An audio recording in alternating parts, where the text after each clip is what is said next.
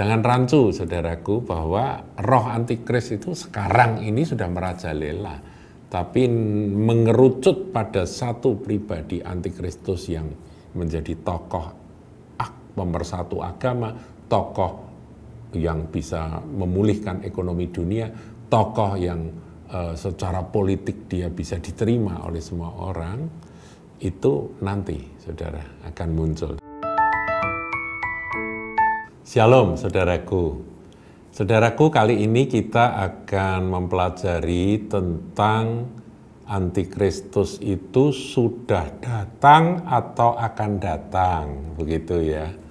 Nah, kita perlu mengetahui bahwa antikristus itu sebetulnya adalah semua yang tidak percaya bahwa Yesus adalah Kristus itu sudah antikristus, saudara ya. Jadi itu spirit, itu adalah roh. Namun demikian, kalau kita lihat di dalam ayat 1 Yohanes 2 ayat 18, coba kita lihat, saudaraku. Anak-anakku, waktu ini adalah waktu yang terakhir, dan seperti yang telah kamu dengar, seorang antikristus akan datang. Seorang antikristus akan datang. Nah, siapakah seorang antikristus yang akan datang itu? Ini kan firman nubuatan, saudaraku ya. Itu menunjuk pada satu pribadi yang sekarang ini belum kelihatan, saudaraku. Ya, di akhir zaman ini nanti akan muncul, dan itu di dalam kitab Wahyu digambarkan sebagai binatang. Sang binatang yang punya bilangan 666 itu. Itulah yang seorang antikristus yang akan datang. Nah, kemudian ayatnya berlanjut, sekarang telah bangkit banyak antikristus. Nah, saudaraku, sekarang telah bangkit banyak antikristus. Jadi memang antikristus itu bukan hanya satu, tetapi nanti gongnya atau yang terakhir itu memang akan ada seorang antikristus. Jadi kalau Anda mengikuti akan video-video yang lalu, itu semua pembahasan tentang seorang antikristus yang akan datang itu. Jadi jangan rancu. Nah, kalau begitu sebelum munculnya sang antikristus yang terakhir itu, yang akan muncul seperti yang digambarkan dalam kitab Wahyu pasal 13 itu, apakah antikristus itu sudah ada sebelumnya? Oh ya, tipologinya sudah ada, saudaraku, yaitu munculnya tokoh-tokoh orang-orang yang punya roh antikristus ya, tapi bukan antikristus yang akan datang itu. Nah, itu perlu kita bedakan. Jadi di sini kita ulang ya. Sekarang telah bangkit banyak antikristus. Itulah tandanya bahwa waktu ini benar-benar adalah waktu yang terakhir. Jadi ayat 19, memang mereka berasal dari antara kita. Jadi tadinya itu ya sama seperti orang-orang yang percaya kepada Yesus. Tetapi mereka tidak sungguh-sungguh termasuk pada kita. Jadi saudaraku, jangan terkecoh, karena justru berasal dari kita. Sepertinya dia punya iman yang mendukung iman kita pada awalnya.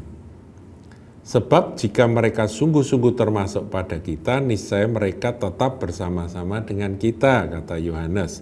Tetapi hal itu terjadi supaya menjadi nyata bahwa tidak semua mereka sungguh-sungguh termasuk pada kita. Nah, ini saudara. Kemudian dikatakan ayat 22, siapakah pendusta itu? Bukankah dia yang menyangkal bahwa Yesus adalah Kristus? Jadi ini spirit of antichrist, antikristus itu rohnya itu memang sudah ada. Mereka-mereka yang menyangkal Yesus adalah Kristus itu adalah antikristus, yaitu dia yang menyangkal baik Bapa maupun Anak. menolak Tritunggal, Bapa, Putra, Roh Kudus, menolak akan kristologi bahwa Tuhan Yesus itu adalah firman yang menjadi manusia, betul-betul mengenakan tubuh manusia, lahir sebagai manusia, yang menolak akan hal itu spiritnya adalah spirit antikristus, ya.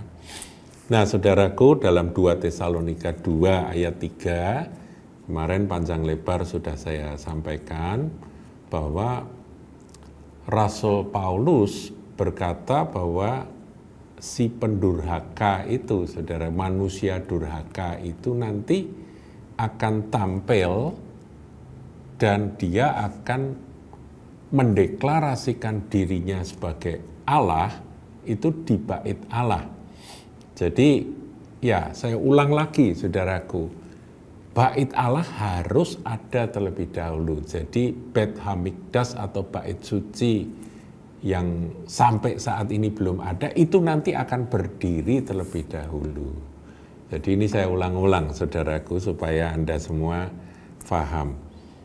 Nah, pribadi dari antikris yang seorang itu, yang akan muncul dan dia adalah tokoh yang luar biasa itu sampai sekarang kita belum tahu siapa. Jadi kalau Anda berkata bahwa, loh, apa kemarin Pak Pendeta mengatakan si A, si B, tidak, saudara, itu saya hanya kompilasi, mengumpulkan akan pandangan-pandangan dari beberapa pengamat.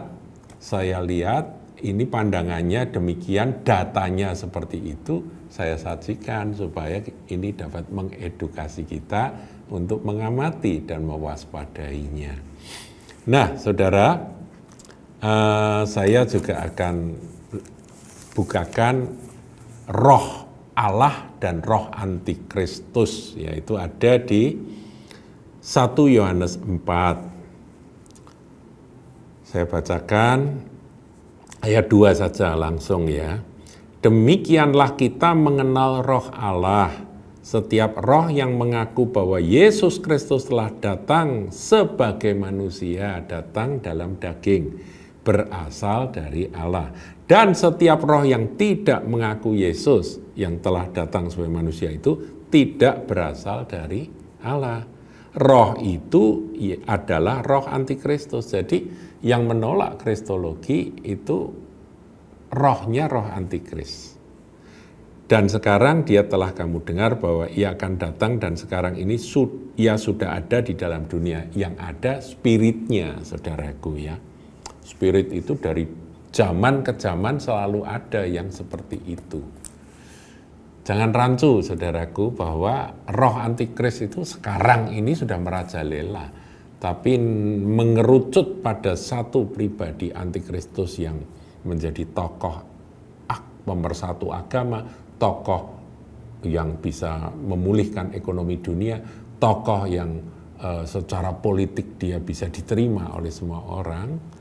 Itu nanti, saudara, akan muncul. Kita mengamati, ya, makanya peristiwa pergantian kepemimpinan di Amerika Serikat yang sekarang dipegang oleh Presiden Donald Trump itu kita amati kiprahnya bagaimana, dan tentunya terkait dengan Israel yang sedang kemelut, yang sedang berperang dengan para musuh-musuh yang ada di sekelilingnya. Nah, saudaraku, sedikit tambahan, Tuhan Yesus ketika berbicara tentang akhir zaman di dalam Matius